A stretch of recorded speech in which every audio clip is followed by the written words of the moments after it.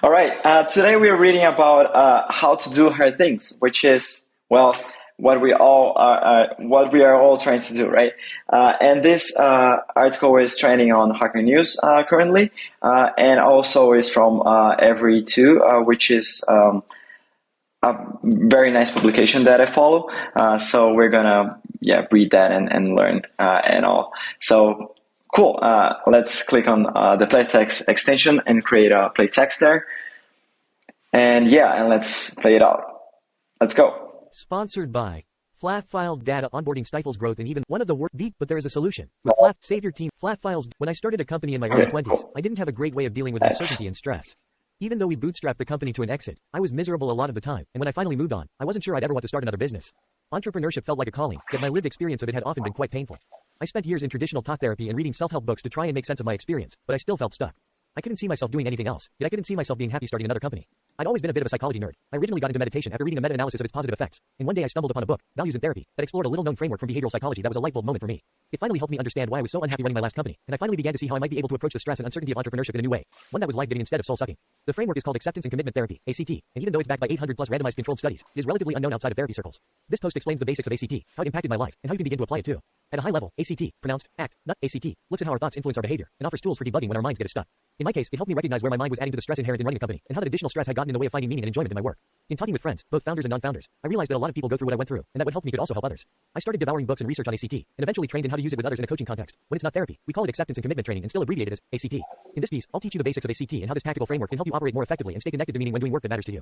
By the end, you'll have an understanding of how you can use ACT to debug your behavior, and hopefully, to live a more meaningful and productive life. Let's begin. The ultimate goal of ACT is to help us move closer to what we care about in life. From an ACT perspective, the main thing that gets in the way of this is when our behavior becomes primarily about avoidance. When we're focused on avoiding difficult thoughts and feelings, we're not focused on moving toward what we care about. Where other psychological approaches might try to resolve challenging thoughts and feelings by rationally reframing them or exploring childhood memories, ACT doesn't see difficult internal experiences as problems in and of themselves. They are only seen as problematic to the degree that they interfere with living a meaningful and engaged life in the present. Thus, much of ACT is about helping us change how our thoughts and feelings influence our behavior. Essentially, ACT teaches us how to stay oriented toward what we care about even in the face of negative thoughts and feelings, because those are a normal part of life. ACT calls this ability psychological flexibility and outlines 6 core skills that we can practice to help ramp up the thoughts that bring meaning to our work and disengage from the thoughts that take us off course. The framework is called psychological flexibility because when we're caught in avoidance, our behavior tends to narrow and become inflexible. To learn how to apply this framework in doing work that matters, we'll explore each of ACT's 6 core flexibility processes and how you can apply them. Here's a list of the 6 core processes that we'll explore in depth below. Experiential avoidance, right pointing arrow, willingness fusion, right pointing arrow, diffusion past, future, right pointing arrow, present moment awareness, rigid stories, right pointing arrow, flexible perspective, taking lack of direction, right pointing arrow, clear values and action, right pointing arrow, committed action. These processes are all interconnected, but we'll talk about each in step-by-step order and show how mastering each can lead you to the next one. Experiential avoidance, right pointing arrow, willingness when challenging thoughts and feelings come up. Our tendency is to avoid them, or even better, to avoid situations that might cause them. In ACT, we call this experiential avoidance. The problem is that difficult thoughts and feelings come up all the time, and often in situations that we don't really want to get away from. What we want to learn to do is contact discomfort when it's in service of doing things that we care about. In ACT, we call this willingness. A mentor of mine likes to talk about experiential avoidance as a sort of reverse compass. When we notice the desire to avoid something, it may actually be telling us what we need to move toward. Of course, you shouldn't move toward things that might actually harm you, but many of the things we avoid in life are simply unpleasant and are not actually dangerous. For example, in my first startup, marketing was the area of the business where I felt least comfortable.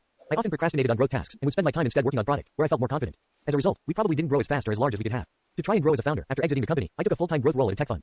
For the first several weeks, my mind was freaking out around the fear of failure and letting people down. However, marketing was my whole job now. I could no longer avoid it. Even as alarm bells were going off in my head, I started trying different growth experiments. While the first few things we tried didn't work, eventually one of our experiments got moderate traction, and something funny happened. Marketing suddenly became a lot less scary. It turned out that the product skill set actually translated quite well to growth, and that I had simply never focused on marketing long enough to push through my initial discomfort and start to see results. For over a year, I worked full-time doing growth for our portfolio companies, and today, marketing no longer feels as scary or challenging.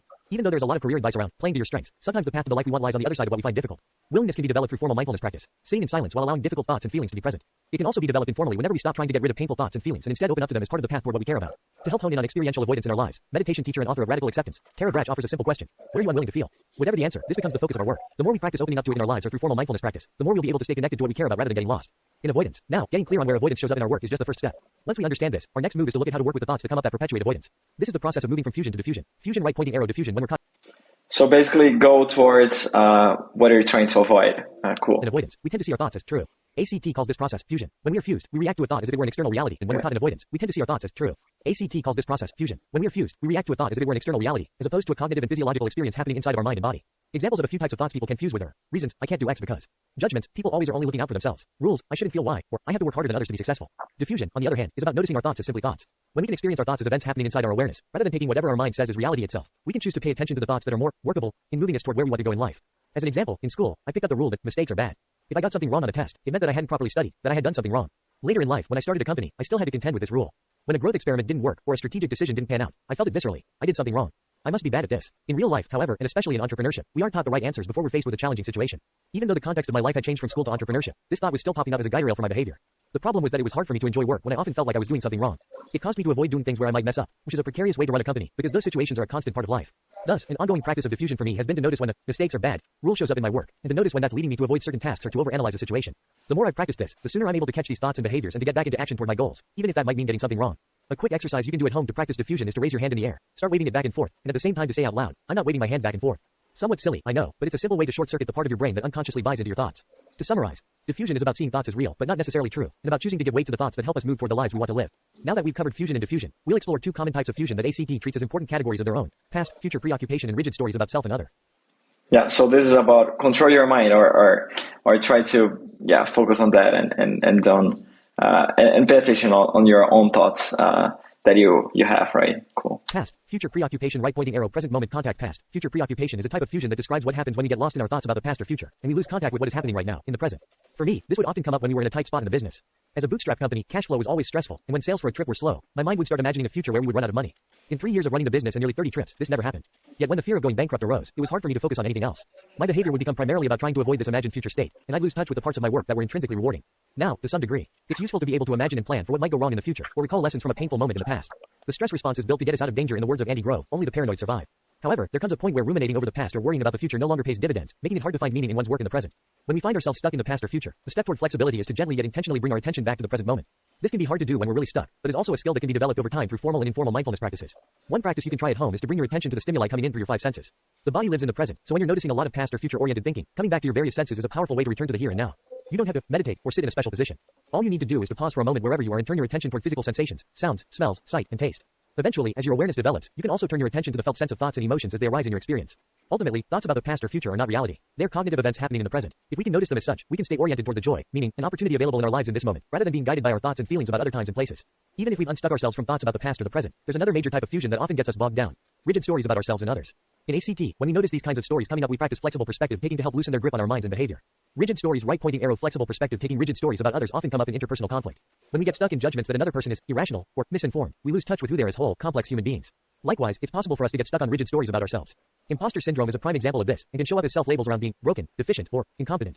These negative self-stories cause us to shield ourselves from the world, lest others discover the truth of who we really are.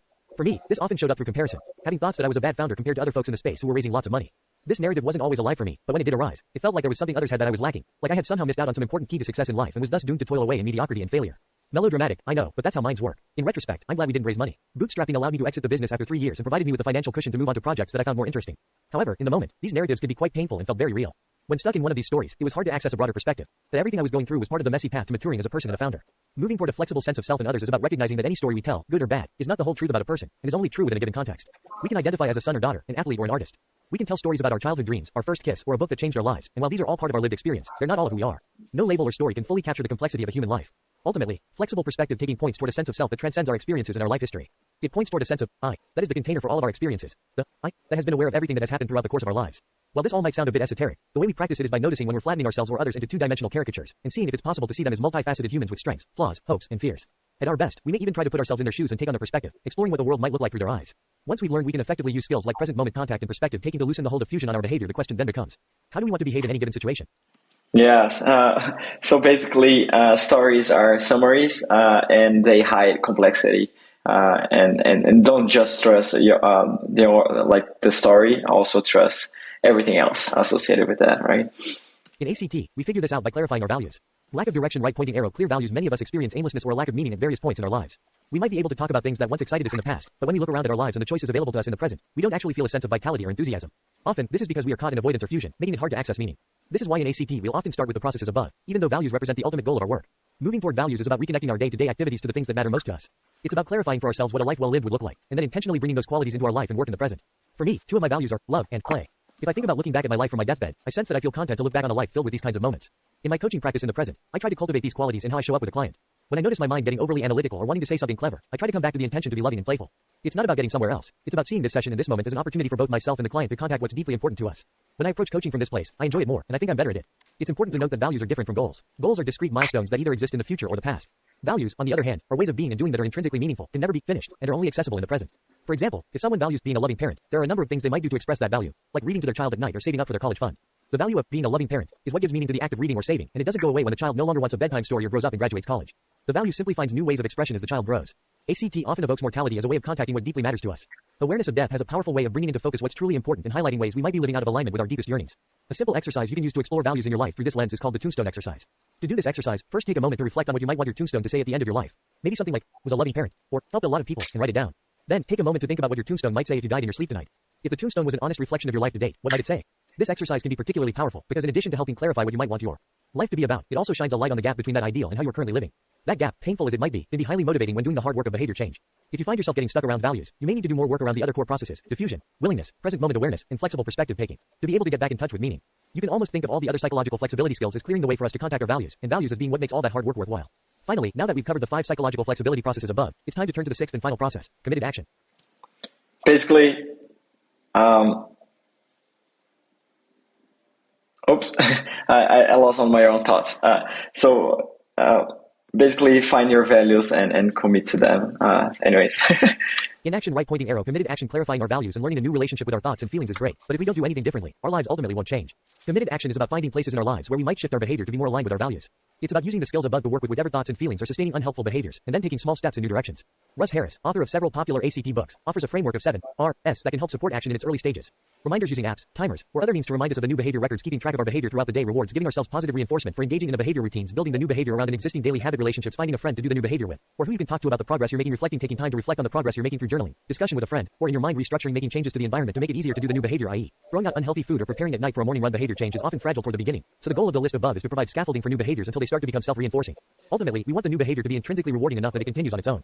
In my own life, I often had the desire to write more, but it would fall to the wayside when I got busy with other projects. I would write in fits and starts, and when I started missing writing sessions, it was hard to pick back up again.